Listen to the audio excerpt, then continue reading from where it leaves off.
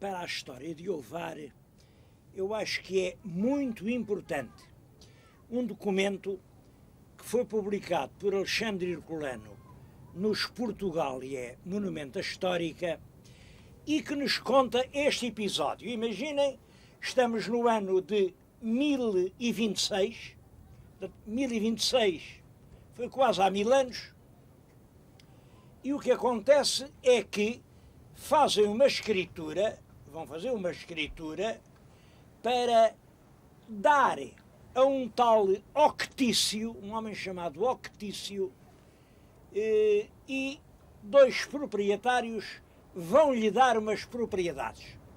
Vão-lhe dar a quarta parte de tudo quanto tinham ali em Ovar. E dão-lhe porquê? Porque o Octício tinha-lhes feito um grande favor. Imaginem que grandes barcos normandos, carregados de vikings, tinham entrado aqui por estes rios, tinham aportado nos esteiros, e essa gente era quem mandava aqui na região. Os vikings, são os vikings, vêm da Noruega, vêm da Dinamarca, vêm em grandes barcos, cada um traz dezenas e dezenas de homens, e são eles quem domina aqui. O que é que eles fizeram? Foram a dois honrados proprietários, um pelo menos era um proprietário que era o Metili e a filha. Metili e a filha chamava-se Gunsina. A Gunsina e o Metili estavam lá na sua terra, vieram os normandos, roubaram-nos, trouxeram-nos para os barcos e aqui ficaram prisioneiros. Até que veio o tal terceiro, o tal que se chamava Octício, e pagou o resgate. Bem, o que é importante é saber o resgate que ele pagou. Para os normandos livrarem, deixarem em paz esses dois bons moradores de Ovar, o Octício entregou-lhes, primeiro, um mantão, um grande mantão de peles de lobo, sinal de que havia ainda muito lobo por aqui. Entregou-lhes também uma espada, eles devem ter cobiçado a espada, deu-lhes uma espada. Deu-lhes uma vaca, porque eles estavam nos barcos, precisavam de comer, deu-lhes uma vaca.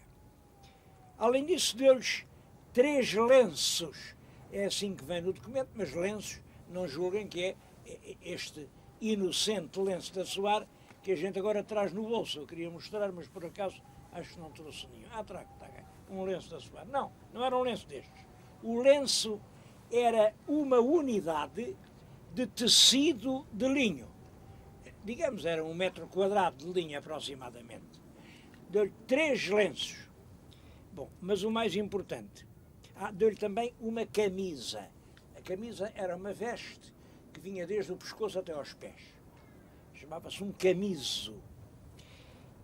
Mas o mais importante é que lhe deu 73 moios de trigo. 3 moios, logo ali à cabeça. Logo imediatamente entregou 3 moios. Os homens deviam estar realmente sem sal nenhum. Além disso, ficou obrigado a entregar mais 70 moios. E quem serviu de fiador foram as autoridades da terra de Santa Maria, portanto, da Vila da Feira. Essas autoridades eram 3 magistrados, os nomes deles eram Tedão Galindes, o outro era Fernando Gonçalves e o terceiro era um Teles. Estes 3 magistrados ficam por fiadores da entrega de 70 moios de trigo. Quer-lhes dizer que 73, portanto são 73 moios de trigo, são uma quantidade enorme. Não era com certeza para os normandos do barco comerem ali. Isso representava sal para eles exportarem lá para as suas regiões. Sabem que os dinamarqueses e os noruegueses salgavam o peixe pescava o arenque, que era salgado em grandes barricas. E aqui temos a situação de Ovar há 1000 anos. Aqui nestes esteiros estão grandes barcos, ainda maiores que este, carregados de guerreiros normandos que colhem reféns e só os soltam em troca de grandes fornecimentos de sal. Isto era tudo uma terra de salinas, uma das regiões mais produtivas de sal de todo o ocidente da Europa. E os normandos vinham desde o norte da Europa, normandos loiros, com grandes barcos como este, normandos que viviam, dormiam, morriam e nasciam nos seus barcos, estavam aqui a resgatar sal.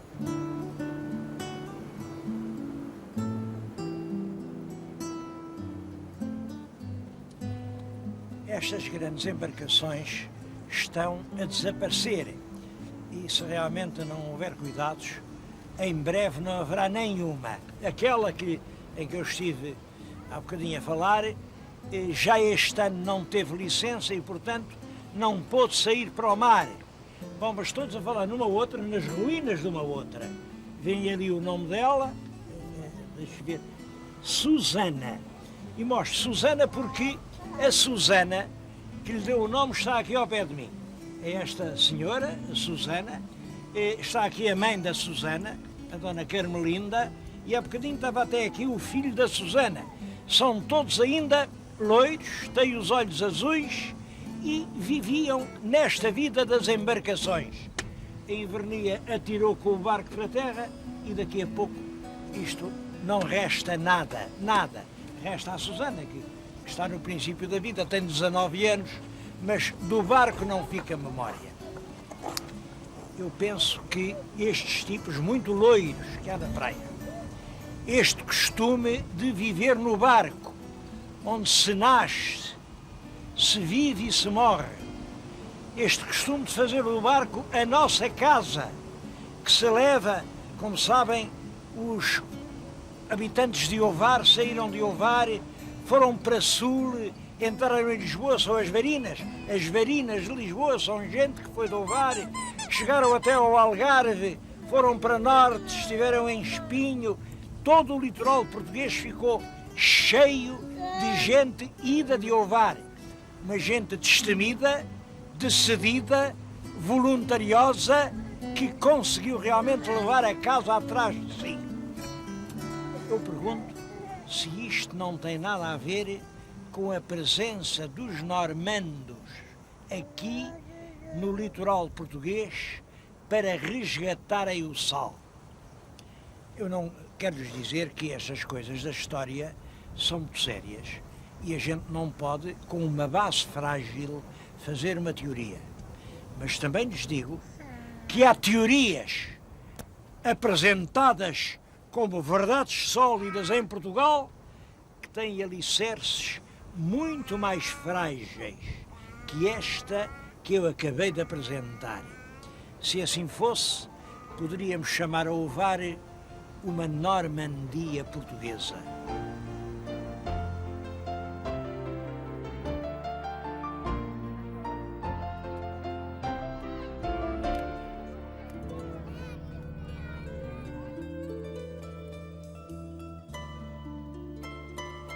As primeiras habitações dos pescadores em terra foram os próprios barcos. Mas dos barcos eles depois saíram para umas cabanas a que chamavam palheiros, porque eram inteiramente feitos de palha. É claro que tudo muda, já com o turismo começaram a cobrir os palheiros de telha e estão agora a ver os últimos palheiros, os últimos sobreviventes. São de tábua, o telhado já é de telha, telha industrial, mas ainda há tempos eles metiam os barcos debaixo do palheiro e era aí que ficava a família enquanto alugavam a parte de cima a banhistas que vinham de fora. Bom, tudo isto hoje pertence ao passado, mas ainda está vivo na memória das pessoas de alguma idade. E há preocupação quanto ao destino destes últimos palheiros. O que é que lhes vai acontecer?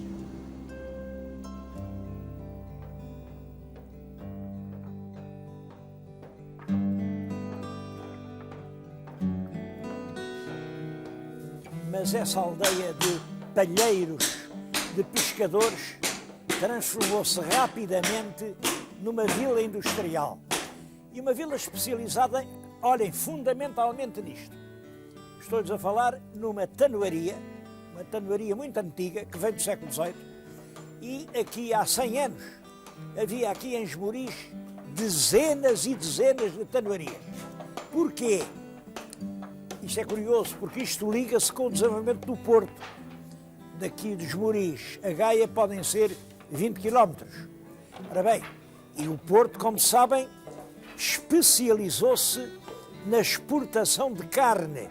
Era no Porto que se abasteciam os navios que iam do Mediterrâneo para o norte da Europa, ou os navios que vinham do norte da Europa para os portos do Mediterrâneo.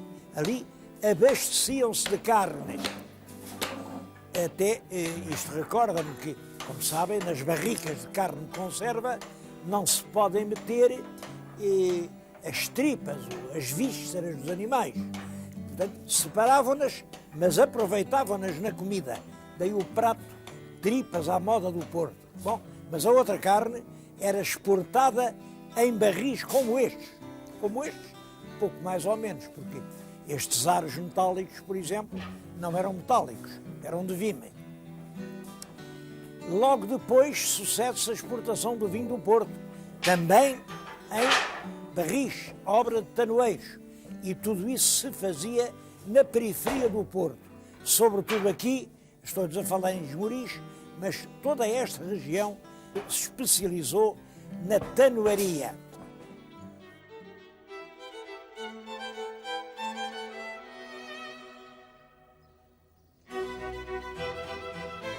O Var foi sempre terra de imigrantes. Bom, e toda a região está cheia de recordações de imigrantes. Uma recordação é esta fachada de azulejos da Igreja Matriz da Válga. Acho que será a fachada mais garrida do país. São cenas religiosas que ele desenhou, que ele imaginou, meteu aqui tudo, mete escuteiros, mete índios, mete o dogma da Imaculada Conceição e lá dentro, num vitral, mete-o a ele próprio.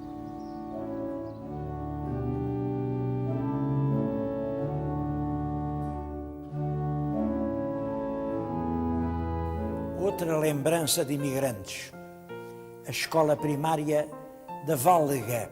Foram dois portugueses imigrantes no Brasil, os irmãos Oliveira Lopes, que entenderam que na sua terra tinha que haver uma boa escola e mandaram fazer um edifício com uma grandeza sem comparação com qualquer escola primária que então houvesse em Portugal, equiparam-na com o material didático melhor, comprado nos melhores lugares da Europa, e iniciaram a sua escola. Eu vou-lhes mostrar dois documentos muito curiosos. Um é este, é o menu do banquete da inauguração. Foi no dia 2 de outubro de 1910. Durante os anos anteriores andou-se a fazer isto. No dia 2 de outubro fez-se a festa. Como sabem, no dia 3 de outubro eclodiu em Lisboa a Revolução que apiou a monarquia. O outro objeto que se considerava, em 1910, uma peça essencial entre o material pedagógico de qualquer escola e que eu ainda conheci, é a menina dos 5 olhos. Era com esta menina dos 5 olhos que o professor dava uma palmada na mão dos alunos que erravam. É espantoso, a gente hoje considera uma brutalidade, evidentemente, bater num aluno, mas os pedagogos mais evoluídos de 1910 consideravam isto absolutamente indispensável.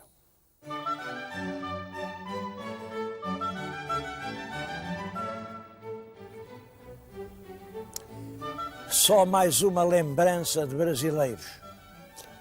Esta torre, isto é um imigrante que vai para o Brasil com uma mão atrás e outra à frente. Quando regressa, faz para si o que ele julga ser um castelo medieval e que tem nos fundos os armazéns de azeite, que era o negócio de que ele continuava a viver.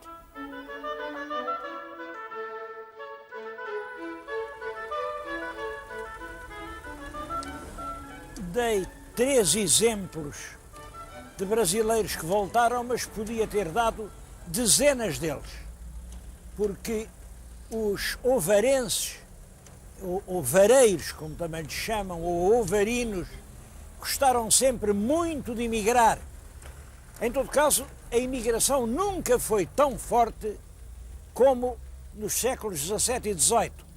Sabem que, por essa altura, a barra do rio Voga fechou a um grande cordão de areia, as águas fluviais sobem lentamente de nível, vêm tapar as salinas, vêm tapar as fazendas amanhadas, vêm espalhar as febres palustres e esta gente fica numa situação terrível. A zona fica quase desértica. Quem não morre, emigra. E é então que vai um grande número de gente daqui para o Brasil e depois muitos regressam. Muitos, quer dizer, em cada 1000 que lá morrem, há meia dúzia que regressam. Esta é que é a verdade. Mas os que regressam vêm ricos.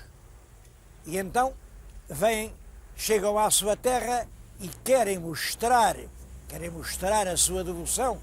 Aparecem então os primeiros monumentos de Ovar. Os mais importantes são os passos. Eu gostava que vissem uns passos.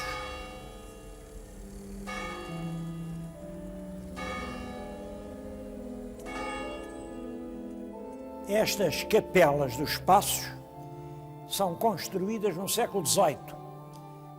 Ao certo, sabemos que no tempo de Dom João V, em 1747, foi decretado o Real dos Passos. O Real dos Passos era isto, é que tinha que se pagar um real por cada quartilho de vinho que se bebia aqui em Ovar. Era só aqui em Ovar. Portanto, não era um imposto assim de grande rendimento. Isso é, em 1747, reina o Dom João V. Dom João V só reina mais 3 anos. E isto, o projeto, creio que era fazer uma capela com cada uma das cenas dramáticas do caminho de Cristo no seu martírio. A verdade é que só há 7 capelas feitas. Como os passos da Via Sacra são 14, 7 têm capelas e outras 7 estão assinaladas apenas por cruzinhas no caminho. Penso que foi um projeto interrompido. E como também não tenho tempo para lhes mostrar as 7 capelas, vim aqui à principal, que é a última, que é a Capela do Calvário. Representa o próprio momento da crucificação de Cristo. Ele agoniza, rodeado pelo bom e pelo mau ladrão, e cá embaixo estão as figuras. Está ali o São João, está Santa Maria. O mais curioso aqui são as figuras dos romanos e dos judeus. Isto é um legionário romano. Está aqui, alheio ao drama, de costas, a jogar aos dados a túnica de Cristo. Aquilo são judeus, muito maus, mas é curioso, aquele está vestido de turco. É um judeu à turca. Nessa altura, a Europa estava realmente alarmada com o perigo de uma invasão turca e o Papa chegou a lançar uma grande derrama sobre todo o reino para arranjar dinheiro contra os turcos. Há ali um muito curioso que está vestido de pescador de Ovar. Ele está com a lança a deitar a esponja cheia de fel quando Cristo disse que tinha sede, mas a verdade é que ele está vestido de pescador de Ovar. Bom, todas estas figuras têm uma ingenuidade comovente. É claro que quem fez isto nunca tinha andado numa escola de desenho, não sabia regras de escultura, é um espontâneo, é um homem do povo. Isto é um dos mais tocantes monumentos de arte popular que eu conheço nas igrejas portuguesas. Talvez por isso agradou imenso à população. Isto era um lugar de Maria.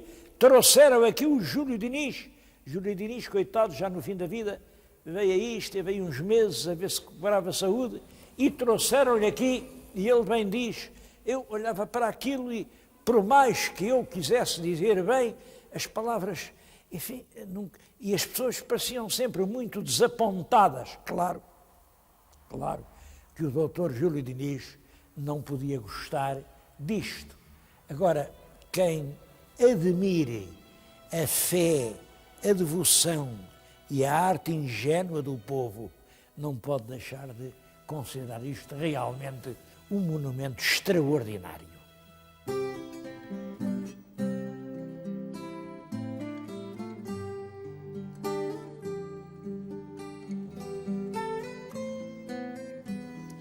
Mas quando estavam a acabar aqueles passos, deixou de vir ouro do Brasil, deixou de haver sal nas marinhas e a terra entrou numa certa decadência. Uma certa, porque, entretanto, indústrias importantes, como os tanoeiros, faziam todo o vasilhame para a exportação dos vinhos do Porto, como os cordoeiros, faziam as cordas para a amarração dos navios. Tudo isso tinha aqui um certo desenvolvimento. Em todo caso, o grande salto em frente é 1865. É quando se faz uma estação para parar o comboio. Comboio que já ia de Lisboa ao Porto desde 64, em 65 para em Ovar. E então Ovar muda completamente. As pessoas passam a gostar de viver aqui. Mudam as suas casas modestas, ainda a lembrar um bocadinho os palheiros, e recobrem-nas de azulejo. Há um tempo em que Ovar é a terra do azulejo. Estas ruas todas estavam recobertas de azulejo. É o tempo em que se faz, instala-se a água ali no centro da vila, num chafariz, um belo chafariz Neptuno. É assim um Neptuno, também um bocadinho popular, é certo, mas é um grande chafariz. Faz-se a Câmara Municipal. A Câmara Municipal vai agora fazer 100 anos este edifício. E é um grande edifício, talvez os melhores espaços municipais aqui de toda esta região, a norte do Voga. E há Ovar nova, uma Ovar com dezenas, agora do nosso tempo, com dezenas de fábricas de tecnologia extremamente avançada, uma Ovar onde acabou praticamente a agricultura, a pesca também já pouco conta, mas há indústrias que exportam em grandes quantidades para todo o mundo e que eu não tive tempo de visitar. Nem sequer tive tempo de provar o pão de ló.